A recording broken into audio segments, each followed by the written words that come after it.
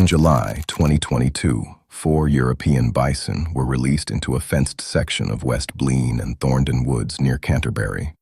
This was the first time wild bison had touched British soil in 6,000 years. A bull joined the 3 females a few months later, but the matriarch did not wait for a lead. Within hours, she charged straight into a thicket of rhododendron and ripped it out by the roots with her head. Then she turned to the nearest willow and tore long, vertical strips of bark away in deep, jagged gouges, exposing the pale wood beneath like a surgical cut. Right beside her, the younger females dropped to the ground and began rolling violently, churning the soil into shallow pits with their powerful hooves and shoulders. At first it looks random, then you notice this. They weren't destroying the forest. They were bringing it back from the dead.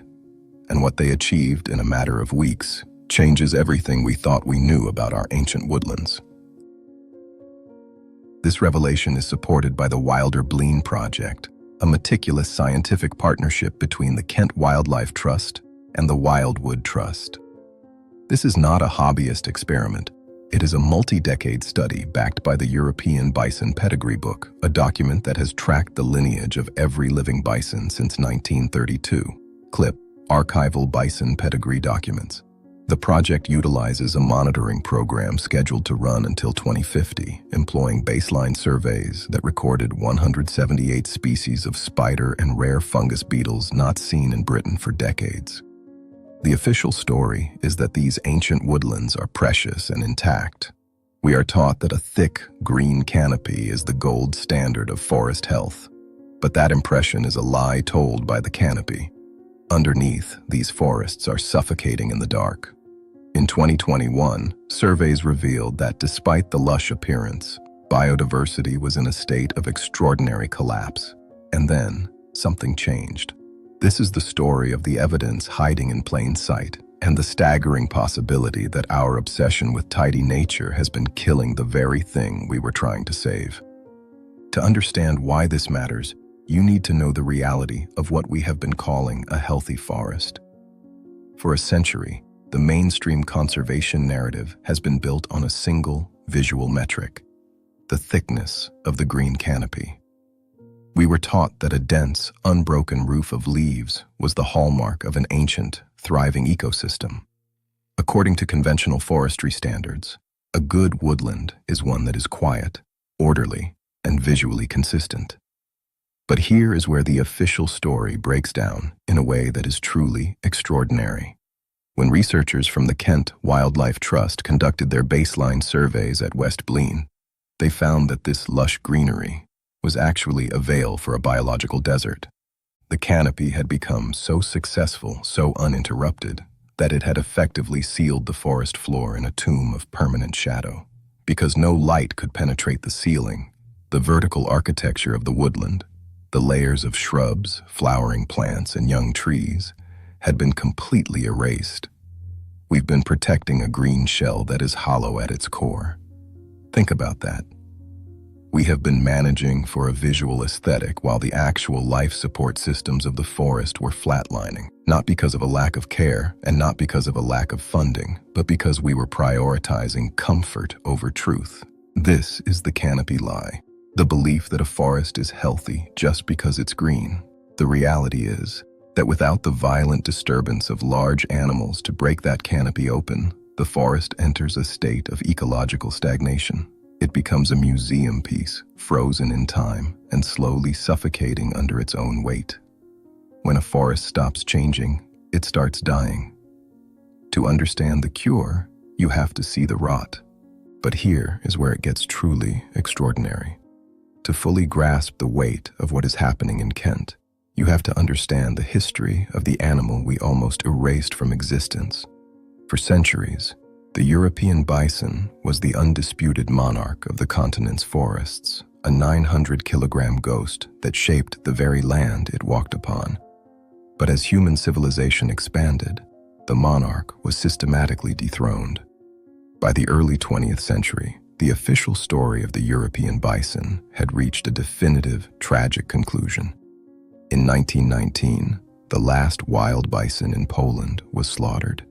In 1927, The final wild individual on Earth was shot by a poacher in the Caucasus Mountains. The species was declared extinct in the wild. The world was left with nothing but a handful of animals in captivity. Every single European bison alive today, all 7,000 of them, traces its genetic lineage back to just 12 founding individuals. Let that sink in. An entire species and the ecological future of our continent had to pass through a bottleneck of just 12 survivors. From that fragile foundation, conservationists began a century-long resurrection, meticulously documenting every birth in the European bison pedigree book to pull a titan back from the edge of oblivion. But they aren't just survivors, they are engineers. Their ancestors spent hundreds of thousands of years evolving alongside these forests, developing instincts that are hard-coded into their DNA. They were never just inhabitants of the woods. They were the architects of them. When they were removed, the architecture collapsed. Not because the trees died, and not because the soil vanished, but because the force that governed them was gone. The bison's return isn't just about saving an endangered animal. It is about restoring a lost technology. It is the return of a biological machine designed to do the one thing humans cannot: break the forest so it can live. Now, here is what you need to understand about how this biological machine actually functions. For decades, the sight of a tree with its bark stripped away was treated by foresters as a sign of failure, a wound that needed to be prevented to protect the commercial value of the timber. We were taught that a healthy tree is an intact tree. But if this looks like damage to you, you're missing the point. Within days of their release into West Blean, the bison began a behavior known as ring barking, using their massive heads to gouge and peel long strips from the willow and birch trees. To the untrained eye, it looked like a massacre. To the ecologists at the Kent Wildlife Trust, it was the first heartbeat of a dying ecosystem. By stripping the bark, the bison are deliberately killing select trees to create what scientists call snags, or standing deadwood. In a tidy forest, deadwood is removed. In a living forest, it is the foundation of the entire food web. These vertical skeletons become high-rise apartments for over 2,000 species of invertebrates, fungi, and rare birds like the lesser spotted woodpecker, which has seen its population plummet by 90% due to our obsession with cleaning the woods. The bison aren't just eating. They are creating the very structural complexity that human managers have spent millions trying to simulate with chainsaws. The data from the Blean project is undeniable. The presence of this standing deadwood has already triggered a surge in rare fungus-eating beetles that hadn't been recorded in this region for over 30 years. The bison are performing a violent, necessary surgery, not because they are malicious, not because they are hungry, because the forest requires death to sustain life.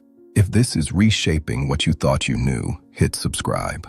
We go deep on stories like this, the ones that challenge the official narrative with actual evidence. Now, back to why the soil itself was waiting for a heavy hoof. But that's not even the most significant part. While the destruction of the canopy grabbed the headlines, it was a much more subtle, ground-level behavior that proved the forest had been waiting for this specific ghost. As the bison moved through the dense thickets of West Blean, they began to drop their massive bodies into the dirt, kicking and spinning to create shallow mud pits known as wallows. To a traditional land manager, this looks like soil erosion or habitat damage. The official conservation story has long insisted that the forest floor must remain undisturbed and carpeted in moss or leaf litter to be healthy. But the evidence suggests that this pristine stillness was actually a biological trap. The forest didn't just accept them, it recognized them. Within weeks of those first wallows being carved out, ecologists noticed something extraordinary. Plants that had been absent for generations began to sprout from the churned earth. These were dormant seeds, buried deep in the seed bank, waiting for a catalyst that hadn't existed in Britain for 6,000 years. They didn't need a gardener, they needed a 900-kilogram excavating machine. But the wake-up call didn't stop with the flora. Rangers reported that dung beetles, vital nutrient recyclers, appeared in the bison droppings so quickly, It seemed impossible. One ranger famously asked how the beetles got the memo as they arrived to thrive in a resource that hadn't been on the menu since the Stone Age. This isn't a coincidence. It is a biological lock finally meeting its key. Not because the beetles moved in from elsewhere, and not because the seeds were newly planted, because the bison's messy behavior triggered a dormant ecological memory. Let that land for a second. An entire landscape was effectively holding its breath for 6 millennia, waiting for the specific vibration of a bison's hoof to restart its heart. The forest wasn't broken, it was just asleep. But the evidence didn't stop there. It accelerated. While the return of insects and dormant seeds provided the first signals of recovery, the true scale of this biological resurrection was documented in the hard data of the Wilder Blean monitoring program. The numbers don't lie. Between 2022 and 2024, the count of slow worms, a protected lizard species that requires a complex mosaic of light and shade, surged from 36 to 58. Simultaneously, grass snake sightings within the bison's territory more than quadrupled. According to Stan Smith, program manager at Kent Wildlife Trust, these aren't just isolated spikes. They are the measurable proof of an ecosystem returning to functional health. The presence of the bison hasn't just increased the quantity of life, it has fundamentally altered the forest's future. In late 2022, the project recorded the ultimate validation of this experiment, the birth of the first wild bison calf in Britain for 6 millennia. This birth was not planned by human managers. It was a natural byproduct of an animal once again in sync with its environment. This is the pattern recognition moment we cannot ignore. The lizards, the snakes, and the new generation of bison are all pointing to the same devastating truth.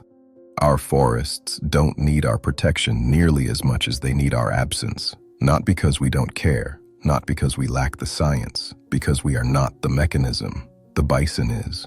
We are witnessing a transition from a managed landscape to a living one. It forces us to ask, if life can return this quickly, what else have we been suppressing with our need for control?